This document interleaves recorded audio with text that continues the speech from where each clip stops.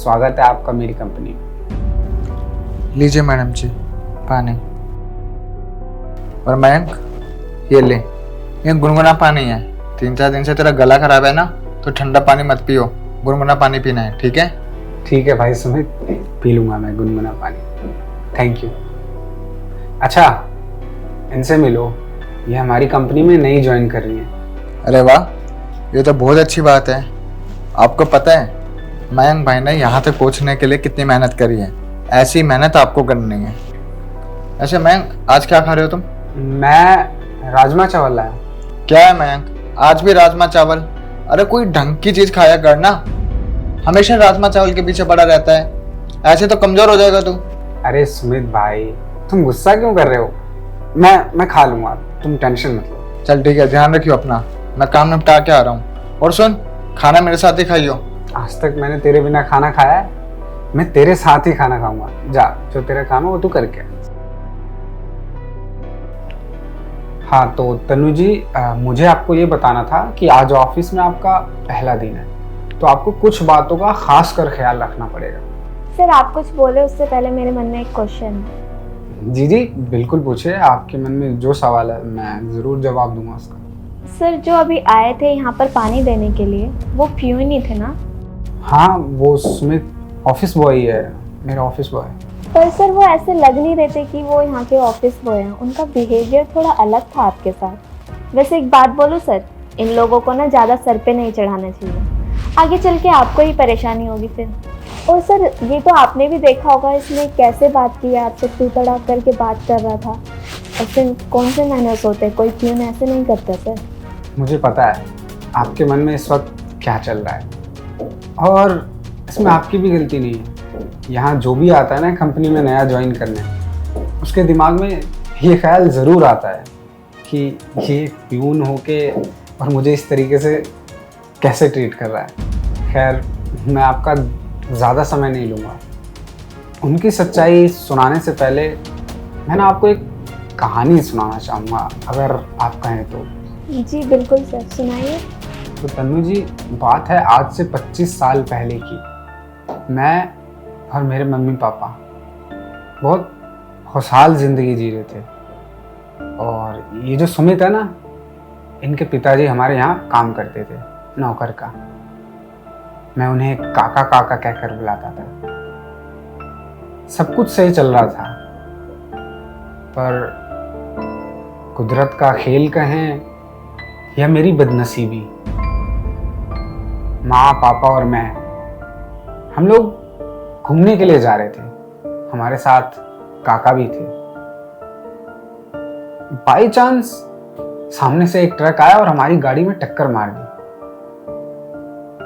हम लोगों का एक्सीडेंट हो गया। एक्सीडेंट में मेरे मम्मी पापा की बहुत बुरी हालत हो गई, और मैं भी रोड पे एक साइड पड़ गया। लेकिन काका सही सलामत बच गए। उनको हल्की फुल्की खरोच आई थी, उसके बावजूद भी उन्होंने पहले अपनी परवाह नहीं की, अपनी चिंता नहीं की। वो उठे और मेरे माँ बाप को हॉस्पिटल लेकर गए। एक तरह से माना जाए तो मेरे माँ बाप को उन्होंने नई जिंदगी दी, और जितने दिन मेरे माता पिता हॉस्पिटल में भर्ती रहे, उतने दिन अपनी औलाद की तरह उन्होंने मेरा ख्याल रखा। और अभी कुछ ही समय हुआ, काका हमारे बीच नहीं रहे। सुमित उनका ही लड़का है। काका ने जो एहसान हमारे ऊपर किया ना, खासकर मेरे ऊपर, मुझे अनाथ होने से बचाया। बहुत अच्छे थे काका। जब से काका गए ना, तब से सुमित की सारी जिम्मेदारी हमारा परिवार और मैं मिलकर उठाते हैं, और हमने इसे कभी पराया नहीं समझा। मैंने इसे हमेशा से अपने भाई की तरह ट्रीट किया है। मैं इसको हमेशा अपना छोटा भाई मानता आया हूँ, और इस वजह से मैंने इसको ये आज़ादी दे रखी है कि तू मुझे सर करके मत बुलाया कर, तू मुझे मेरे नाम से ही बुला सकता है। और आपके जैसे ही कई लोग हैं जो इस बात पे मुझे कई बार कई जगह टोका करते हैं, लेकिन मुझे इस बात से असल में कोई फ़र्क ही नहीं पड़ता।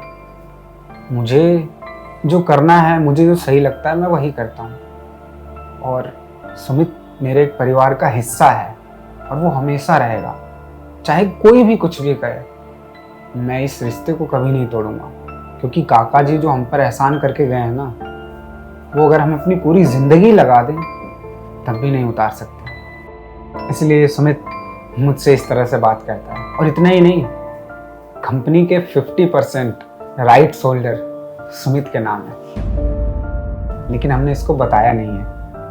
अमीर गरीब ये सिर्फ कहने के लिए है। अगर देखा जाए ना तो सब एक इंसान है, और इज्जत इंसान की होनी चाहिए, कद्र इंसान की होनी चाहिए, उसके पद और प्रतिष्ठा की नहीं। इसलिए मैं आगे से आपसे रिक्वेस्ट करूँगा कि प्लीज़ अगर कहीं ऐसा सिचुएशन आपको दिखे तो अपने मन में गलत ख्याल मत लाइएगा। सर मानना पड़ेगा आपको, सलूट है। और आज के टाइम पर एक बॉस अपने एम्प्लॉय को एम्प्लॉय नहीं समझता है, वहाँ आप एक ऑफिस बॉय को इतनी रिस्पेक्ट करते हैं, आप उनको अपने परिवार की तरह रखते हैं। सर सच बता रही हूँ, इस ऑफिस में ज्वाइन करके मुझे बहुत खुशी हो रही है। Thank you. अब आप जा सकती हैं। Thank you so much sir.